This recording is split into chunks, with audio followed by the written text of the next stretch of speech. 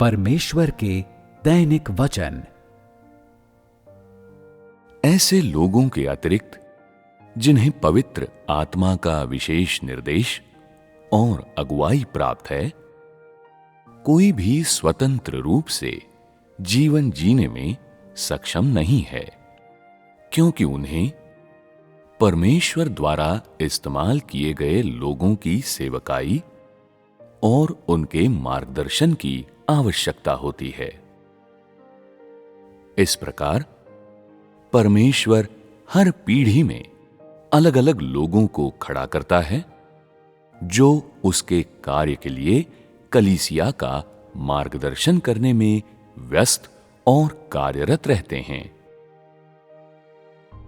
कहने का अर्थ यह है कि परमेश्वर का कार्य उन लोगों द्वारा होना चाहिए जिन पर वो अनुग्रह करता है और जिनको वो अनुमोदित करता है।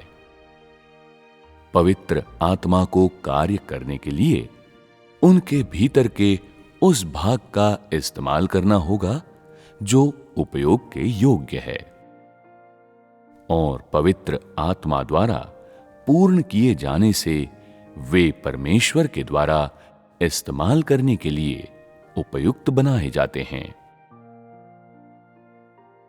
चूंकि मनुष्य की समझने की क्षमता बेहद कम है, मनुष्य का उन लोगों द्वारा मार्गदर्शन होना चाहिए जिन्हें परमेश्वर इस्तेमाल करता है। परमेश्वर द्वारा मूसा के इस्तेमाल में भी ऐसा ही था, जिसमें उसने उस समय इस्तेमाल के लिए बहुत कुछ उचित पाया और जो उसने उस चरण में परमेश्वर का कार्य करने के लिए इस्तेमाल किया। इस चरण में परमेश्वर मनुष्य का इस्तेमाल करता है, साथ ही उस भाग का लाभ भी उठाता है जो कि पवित्र आत्मा द्वारा कार्य करने के लिए उपयोग किया जा सकता है, और पवित्र आत्मा उसे निर्देश भी देता है और साथ ही बचे हुए अंश को, जिसका इस्तेमाल नहीं किया जा सकता, पूर्ण बनाता है।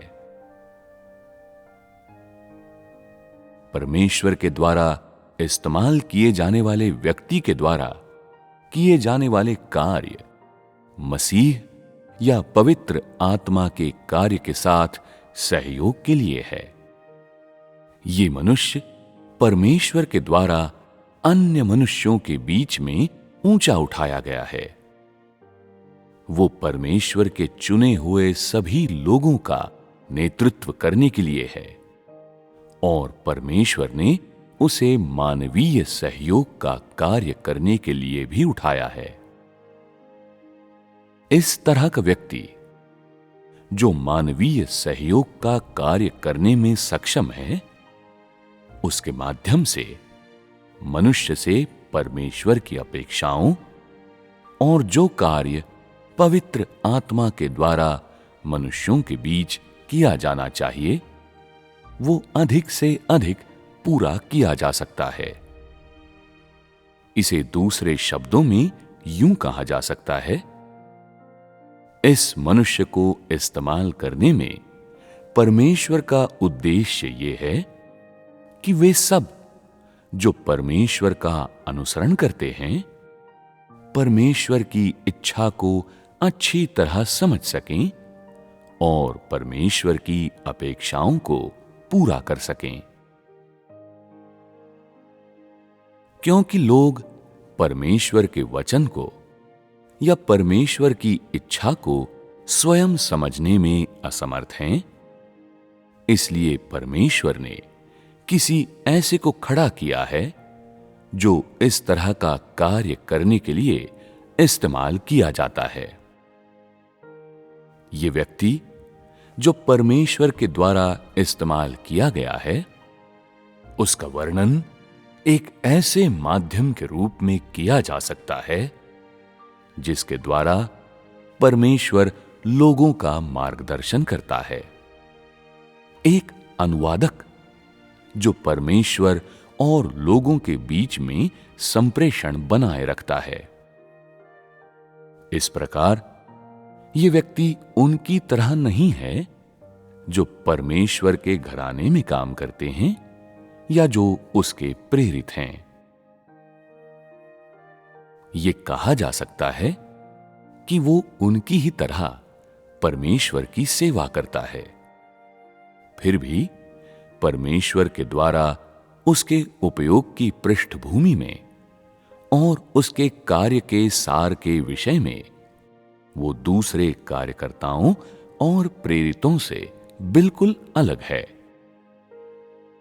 जो व्यक्ति परमेश्वर द्वारा इस्तेमाल किया जाता है, वो अपने कार्य के सार और अपने उपयोग की पृष्ठभूमि के विषय में परमेश्वर के द्वारा खड़ा किया जाता है। वो परमेश्वर के कार्य के लिए परमेश्वर के द्वारा तैयार किया जाता है और वो स्वयं परमेश्वर के कार्य में सहयोग करता है। कोई भी व्यक्ति उसकी जगह उसका कार्य नहीं कर सकता। ये मनुष्य का सहयोग है जो दिव्य कार्य का अभिन्न अंग है। इस दौरान दूसरे कार्यकर्ताओं या प्रेरितों द्वारा किया गया कार्य कुछ और नहीं बल्कि हर अवधि के दौरान कलीसियाओं के लिए व्यवस्थाओं के कई पहलुओं को लाना और उन्हें पूरा करना है, या फिर कलीसियाई जीवन को बनाए रखने के लिए जीवन के सरल प्रावधान का कार्य करना है। ये कार्यकर्ता और प्रेरित परमेश्वर द्वारा नियुक्त नहीं किए जाते हैं, न ही ये कहा जा सकता है कि वे पवित्र आत्मा द्वारा इस्तेमाल किए जाते हैं।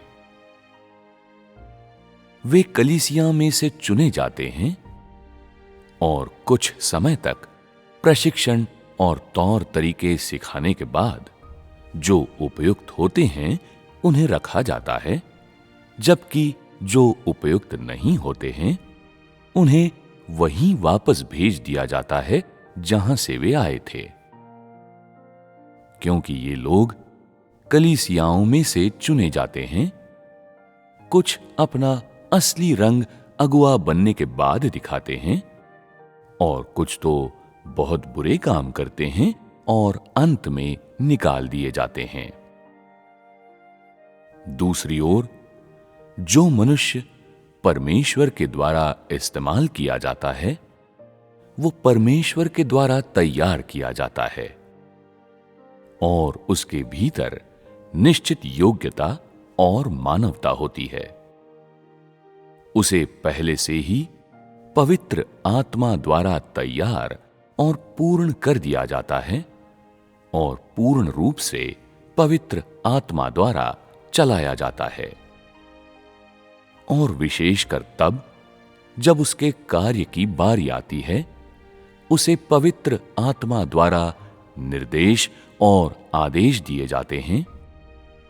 परिणाम स्वरूप परमेश्वर के चुने हुए लोगों की अगुवाई के मार्ग में कोई भटकाव नहीं आता, क्योंकि परमेश्वर निश्चित रूप से अपने कार्य का उत्तरदायित्व लेता है और परमेश्वर हर समय अपना कार्य करता है।